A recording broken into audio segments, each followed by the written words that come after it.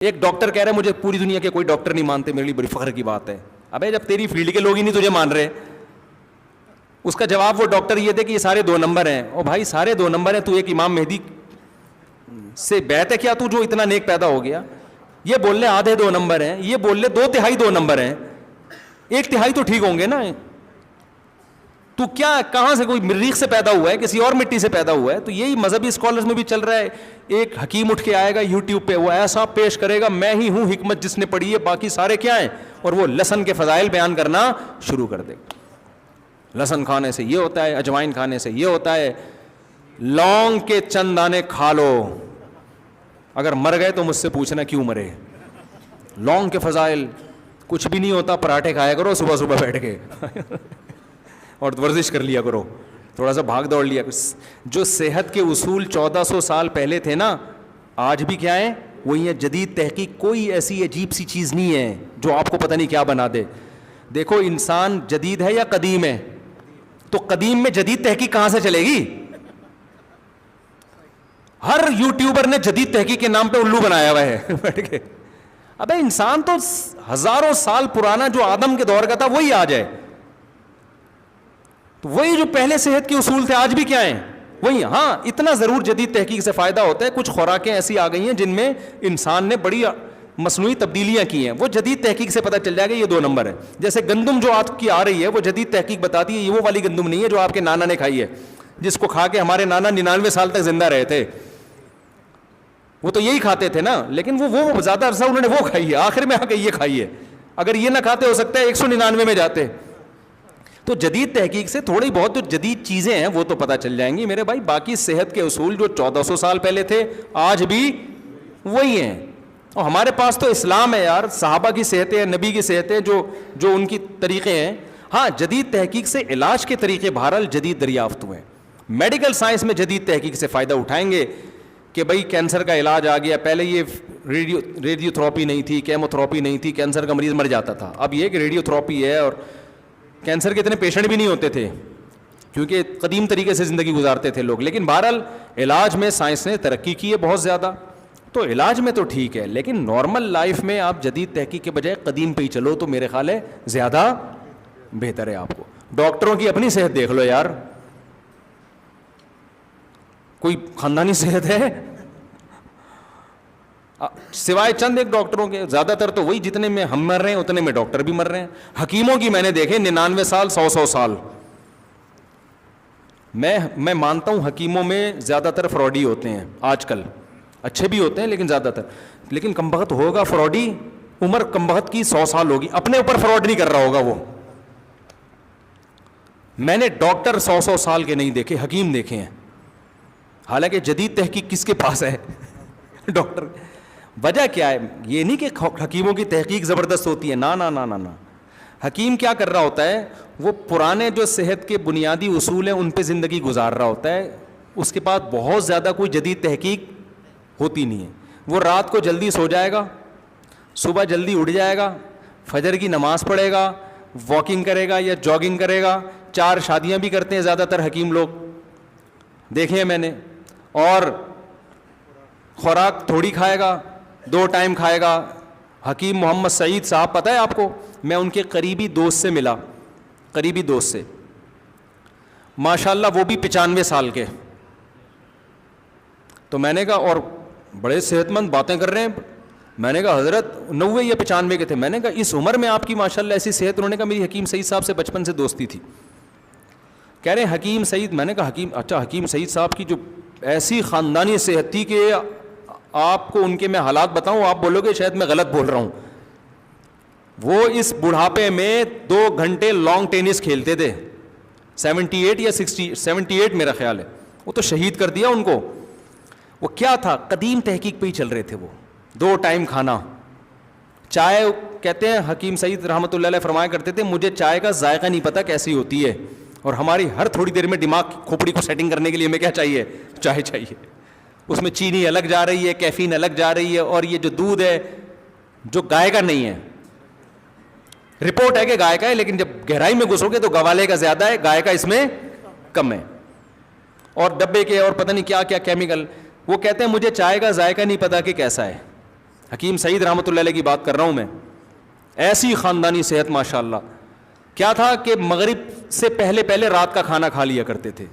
کہتے ہیں زندگی بھر جب سے 24-25 سال میں حکیم بنے نا, اس کے بعد انہوں نے یہ کیا کہ رات مغرب کے بعد کچھ نہیں, بس ہلکا پھلکا صبح ناشتہ, وہ بھی میرا خیال ہے 10-11 بجے کھاتے تھے, 2 ٹائم کا کھانا پوری زندگی, اور رات کو جلدی سونا ہے, صبح جلدی اٹھنا ہے. تو یہ قدیم طریقہ تو یہی ہے نا, سمجھ رہے ہو.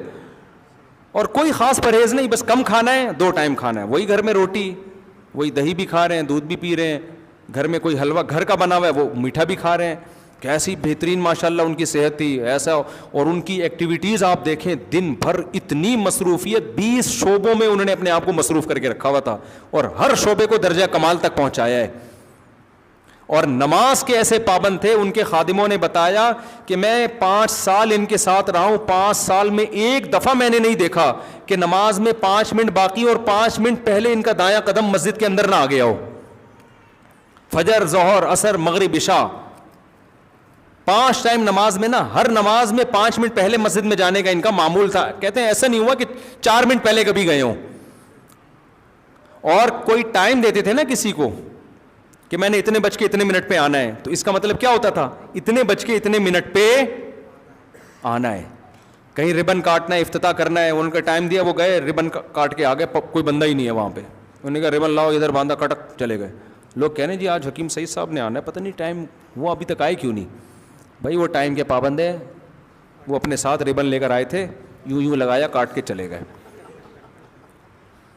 گوگل میپ نہیں تھا اس زمانے میں, تو وہ ٹائم کی پابندی ایسے کرتے تھے کہ کہیں ایونٹ ہے نا, کل 10 بجے پہنچنا ہے, تو ایک دن پہلے خادم کو بھیجا کہ وہ جگہ دیکھ کر آؤ, ایڈریس تلاش کر کے آؤ, اور دیکھو کتنا ٹائم لگتا ہے پہنچنے میں, تاکہ کل ہم اسی حساب سے پہنچیں, لیٹ نہ ہو ہم. سمجھ میں آ رہی ہے بات, تاکہ ہم لیٹ نہ ہوں اور ایڈریس تلاش کرنے میں ٹائم ضائع نہ ہو. تو حکیم تھے, وہ ڈاکٹر تھوڑی تھے. تو اور پھر یہاں انہوں نے دارالعلوم کورنگی کا آڈٹ وہ کیا کرتے تھے, علماء سے بڑا گہرا تعلق تھا ان کا, تو ان کو شہید کر دیا. اتنی بڑی یار, ایک وہ پیپسی اور اس کا آلٹرنیٹ ایک کولڈ ڈرنک نکال رہے تھے کہ ایسا کولڈ ڈرنک مارکیٹ میں لے کر آؤں گا, مزہ کولڈ ڈرنک والا ہوگا, لیکن صحت کے لیے نقصان دہ کے بجائے کیا ہوگی, وہ فائدہ مند ہوگی. تو ایسی ایسی ان کی خدمات تھیں. ہمارے کراچی والوں نے ان کی قدر نہیں کی. کراچی نے اپنوں کا, بڑے بڑے لوگوں کا خون بہایا بھائی, بہت خون بہایا. تو اور یونائٹڈ نیشن سے حکمت کو بھی انہوں نے منظور کروایا. یونائٹڈ نیشن نے حکیمی طریقہ علاج پر کو بین کر دیا تھا, اس پہ بھی کیس لڑا, تو ان کا حکیموں پر بھی احسان ہے. لیکن حکیموں کی 2 نمبری آپ دیکھو, اللہ ماشاء اللہ جو میرا بیان سن رہے ہیں ان کے علاوہ کی بات کر رہا ہوں. تو میں جو بات کو سمیٹتا ہوں, یہ بس باقی پرچیں بعد میں, بہت ٹائم ہو گیا ہے. تو حکیموں کی صحتیں ہم نے بہت اچھی دیکھی ہیں, حالانکہ ترقی میڈیکل سائنس نے کی ہے.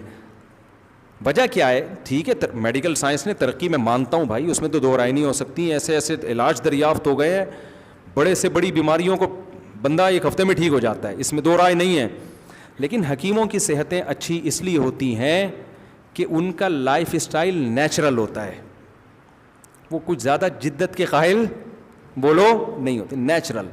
رات کو جلدی سونا, صبح جلدی اٹھنا, خوش رہنا. ڈاکٹر کو تو ٹینشن اتنی ہوتی ہے کہ آج پیشنٹ ہی نہیں ہے مارکیٹ میں. صحیح ہے نا. اچھا, حکیموں کی بیویاں بھی اکثر دیہاتی ہوتی ہیں, تھوڑا بہت کھلا دو اس پہ بھی راضی.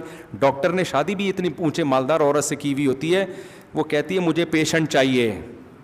آج 20 بندے نہیں آئے نا, دہاڑی آپ کی نہیں بنے گی گھر میں, جو میرے خرچے پورے نہیں ہوں گے. ڈاکٹر پھر سگریٹ پی رہا ہوتا ہے بیٹھ کے, اکثر دیکھا ہو, ٹینشن ختم کرنے. حکیم نہیں میں نے دیکھے سگریٹ پیتے ہوئے. اس پہ لکھا ہے کہ کینسر, خود لکھا ہوگا ڈاکٹر نے, کینسر پیدا ہوتا ہے, پھیپھڑوں کے لیے نقصان دہ, لیکن کہتا ہے ہوتا ہے بھی تو ٹینشن پیدا ہو رہی ہے, اس کو تو ختم کروں میں. رات کو 3-3, 4-4 بجے کلینک بند کر کے آ رہے ہو, آپ تو سو گے کس وقت آپ یار.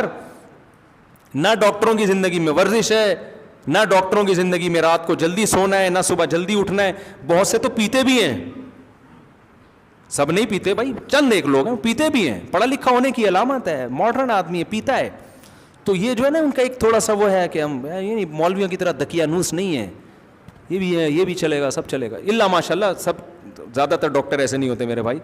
تو جب پیے بھی رہے ہو, سگریٹیں بھی چل رہی ہیں, اور اتنی ٹینشن بھی آپ لے رہے ہو, ایک ڈاکٹر بیچارے رات کو کلینک بند کر کے آتے تھے, کتے ان کو گھر چھوڑنے آتے تھے بھاگتے ہوئے, اتنی لیٹ نائٹ آتے تھے وہ. تو اتنی ٹینشنوں میں تو میرے بھائی پھر تو کہاں سے عمریں لمبی ہوں گی, وہی ٹینشن آگے پیشنٹ کو بھی پارسل ہو رہی ہوتی. اور ہماری قوم کی حالت یہ ہو گئی ہے, صحت ایک طرف, لیکن ان کو فوری ٹینشن ختم کرنی ہے, چاہے کینسر ہو جائے. سگریٹ پیتے ہیں نا نوجوانوں کو, میں اکثر چٹکلا سناتا ہوں. ہماری قوم کی حالت یہ ہے کہ ایک آدمی دکان پہ گیا تو اس سگریٹ خریدی, اس کمپنی نے لکھا ہوا تھا خبردار سگریٹ نوشی مردانہ قوت کے لیے نقصان دہ ہے. فوراً اس نے واپس کی, بولا بھائی وہ کینسر والی دے دے تو. اس کو مردانہ کمزوری برداشت نہیں ہے, کینسر کیا ہے, ابے یہ نہیں مجھے کینسر والی دے دے. وجہ کیا ہے کہ یار تھوڑے دن جئیں گے عزت کے ساتھ, کینسر سے مر جائے نا. میرے بھائی پہلے تو زندگی ہے اللہ کے بندو. تو میں اس لیے کہتا ہوں ڈاکٹروں سے اور حکومت سے کہ اگر تم سگریٹ لوگوں سے چھڑوانا چاہتے ہو تو یہ مت لکھو یہ کینسر پیدا کرتی ہے, یہ لنگس کو تباہ کرتی ہے, پھیپھڑوں کا بیڑا غرق کرتی ہے. قوم کہتی ہے بیڑا غرق ہو جائے, گردے خراب ہو جائیں, پھیپھڑے خراب ہو جائیں, مر جائیں, اس پہ یہ لکھ دو کہ خبردار سگریٹ نوشی مردانہ قوت کے لیے کیا ہے. پھر دیکھو کوئی بھی نہیں خریدے گا, کوئی بھی نہیں خریدے گا. جس کو چورن بیچنا ہوتا ہے اس نام سے بیچ. بہت ٹائم ہو گیا میرا خیال ہے. اللہ تعالیٰ سمجھنے کی عمل کی توفیق عطا فرمائے. وما علینا الا البلاغ.